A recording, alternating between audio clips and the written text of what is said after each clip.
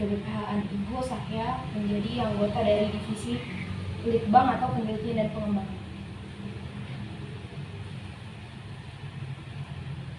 Jadi Kak, kalau boleh tahu nih, kami kan mau nanya info seputar Ibu. Jadi apa sih Ibu itu Kak?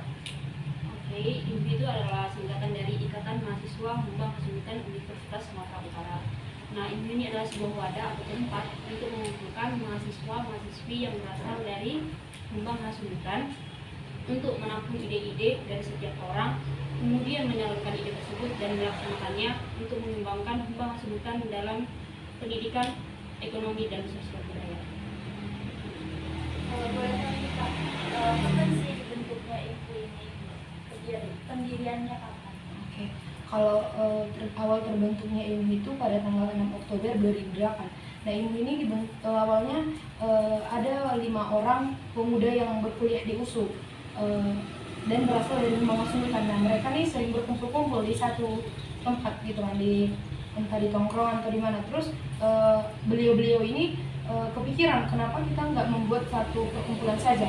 Nah, awalnya perkumpulan ini hanya dari pemuda-pemudi Dolok yang ada berasal dari Dolok Sanggul, yaitu ibu kota dari Humbang Kesulitan lah ibaratnya, dari Dolok Sanggul yang berkuliah di USU. Namun lama-kelamaan semakin banyak nih pemuda-pemudi atau mahasiswa yang berasal dari Humbang Kesulitan yang di USU. Lalu mereka memperluas jaringannya, yaitu menjadi mencakup semua kecamatan yang ada di Humbang Kesulitan. Jadi mahasiswa-mahasiswa yang berkuliah di USU dan berasal dari Humbang Kesulitan, dari semua kecamatan dan bukan dari Dolok Sanggul lagi. Nah, itulah awal terbentuknya IMBU. Terus kedudukan ini paling tinggi itu dipimpin oleh Badan Pengurusan Harian. Terus nih Kak, tujuan dibentuknya IMBU itu apa? Tujuannya itu seperti yang sudah dikatakan tadi, untuk menghimpun mahasiswa yang berasal dari Humbang Kesulitan dan berkuliah di USU untuk menyampaikan ide-ide mereka yang tujuannya yang memiliki satu tujuan bersama, yaitu ya untuk kemajuan tentunya yang ada di Humbang Kesulitan, baik dalam segi pendidikan, ekonomi ataupun sosial budaya, dan untuk memberikan kesadaran kepada mahasiswa-mahasiswa yang berasal dari kesadaran perannya kita merantau dan menempuh pendidikan di Universitas Sumatera Utara. Jadi kan intinya kalau mau masuk itu kan pasti ada syarat-syarat nantinya. Jadi Kak, apa sih syarat untuk masuk IMBU itu sendiri Kak? Bisa diterima dengan baik. Yang pertama itu yang pastinya itu dia merupakan mahasiswa Universitas Sumatera Utara, tidak boleh dari universitas lain. Bebas mulai dari semester berapa aja, tidak ada patok, tidak ada batasan. Kemudian harus mempunyai komitmen seperti itu. Izin menambah lagi. Jadi syaratnya itu sudah dibilang ini kan, mahasiswa aktif USU dan berkomitmen. Nah, agar diresmikan atau menjadi anggota IMBU itu harus mengikuti beberapa serangkaian acara.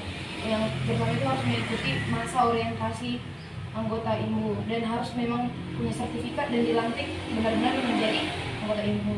Jadi bukan misalnya dia anak usu dan berasal dari rumah sundutan itu nggak dikatakan sebagai anggota IMU, tapi harus melalui proses-proses yang kami sampaikan tadi. Kalau untuk struktur organisasi IMU itu gimana Pak? Struktur organisasi ini diurus oleh BPH atau Badan Pengurus Harian. Ada ketua, wakil ketua, bendahara dan sekretaris. Kemudian ada divisi-divisi. Yang pertama itu Litbang, penelitian dan pengembangan. Kemudian Soskem, sosial kemanusiaan. Kemudian yang ketiga itu ada Kominfo, komunikasi informasi. Kemudian Mikat atau minat dan bakat, serta kerohanian. Terus Kak, kalau masalah anggotanya di IMU ini dominan dari suku apa ya? Kalau itu sih kami tidak ada mematok dari suku maupun agama apa aja ya Pak. Soalnya siapapun yang berasal dari Humbang Hasundutan yang berkuliah di USU, baik itu agama Kristen, Islam, Jawa, Batak Toba itu sebenarnya nggak ada batasan, asalkan dia memang berasal. Artinya berasal kan tinggal di sana, kampung halamannya dan berkuliah di sini.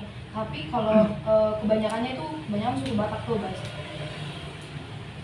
Pastinya juga kan Kak, selama IMU ini berdiri Kak, tidak ada pasti melakukan kegiatan kan Kak. Nah, jadi kegiatan-kegiatan apa saja sih yang sudah dilakukan IMU dari dibentuk hingga sampai saat ini? Yang pertama ya, mau jelasin yang udah dalam ke BPH yang tahun ini. Yang tahun ini yang ketiga itu ada pertama itu yang tadi kayak MUA, yang pelantikan supaya jadi anggota IMU. Kemudian ada Natal, sosialisasi, perguruan tinggi negeri dan perihal itu dilakukan di 29 sekolah SMA, SMTA yang ada di Humbang Hasundutan. Nah, untuk yang di tahun-tahun sebelumnya dari tahun maafkan Yang di tahun-tahun sebelumnya itu pernah mengadakan kayak bakti sosial di daerah terpencil yang berada di Humbang Hasundutan, yaitu di Desa Sanggaran Luar di Kecamatan Onangganjang namanya. Jadi membersihkan daerah itu, membersihkan dari membersihkan jalan, membersihkan pokoknya yang ada di situ lah. Terus itu tadi sosialisasi PTM seperti yang dibilang hari ini Natal gitu, baru banyak sih kegiatan-kegiatannya, misalnya galang dana untuk untuk bencana alam gitu. Jadi kan itu nggak ada di ini ya, nggak ada di program kerja misalnya kan tiba-tiba. Jadi ya itulah kami membuat galang dana untuk itu. Terus mau lagi collab ke organisasi lain, misalnya IMAS USU untuk kegiatan-kegiatan olahraga atau kegiatan lain, atau cari media-media partner juga gitu. Nah, saya kembali lagi pada saat pertama COVID kan kita ya dapat masker. Jadi kemarin itu juga ada pembagian masker di Kecamatan Liponguta yang ada di Humbang.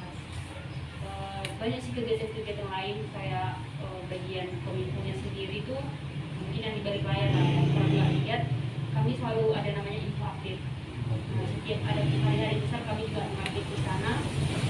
Kemudian setiap rangkaian ada yang lapang-lapang juga ribet di sana gitu. Pasti sama kegiatan yang orang Kakak lakukan ya, kayak yang IMU lakukan pasti ada kendala kan. Nah itu kendala apa aja sih Kak? Kendala-kendalanya sih mungkin semua orang tahu ya, kalau setiap melakukan suatu program itu ada dana gitu kan. Ya ini bukan suatu kendala sih, dan belum pernah juga memang minus gitu, tapi pada saat mencari dananya itu mungkin kendalanya kayak mungkin kendala di waktu yang bertabrakan kayak gitu. Baru kendala yang itu di keanggotaannya sih itu. Cuma itu ya biasa kan orang Batak itu suka nggak komite, baru ngaret-ngaret itu aja sih kendalanya. Terus biasalah ada ketidakcocokan di antara anggota gitu, kalau enggak antara anggota dan BPH, panitia dan BPH gitu, ada ketidakcocokan yang membuat itu yang membuat jadi bentrok gitu. Tapi itu bisa diselesaikan dengan baik juga. Terus Kak, kalau boleh tahu apa pencapaian tertinggi dari IMU? Tertinggi apa ya? Ya ini udah dikenal sama orang-orang, terlebih kan juga diketahui oleh Bupati Humbang Hasundutan. Kemudian pada tahun 2022 mencapai penghargaan pada saat acara sosialisasi PTN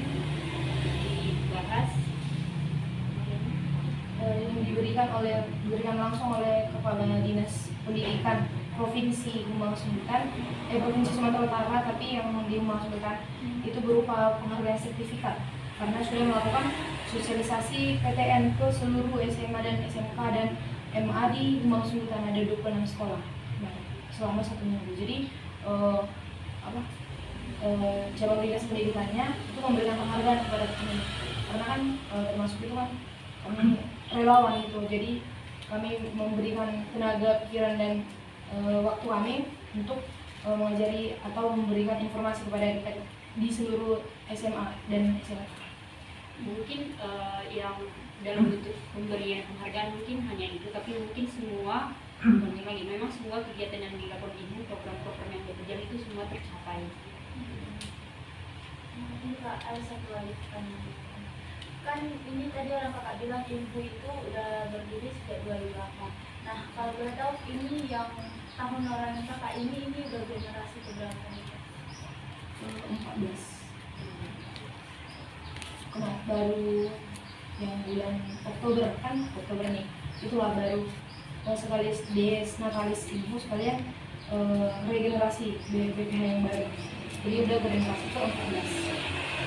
Berarti itu Kak, intinya itu merupakan wadah lah untuk para mahasiswa yang ada di Humbang Hasundutan untuk istilahnya menempuh pendidikan bersama-sama lah di sini.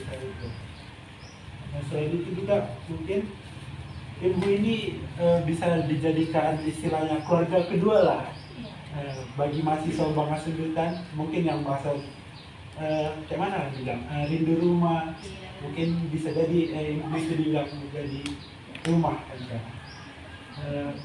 Mungkin Kak, sekianlah wawancara kami. Terima kasih atas kesempatan dan waktu para kakak untuk bisa kami wawancarai.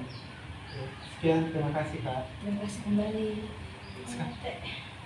Yeay.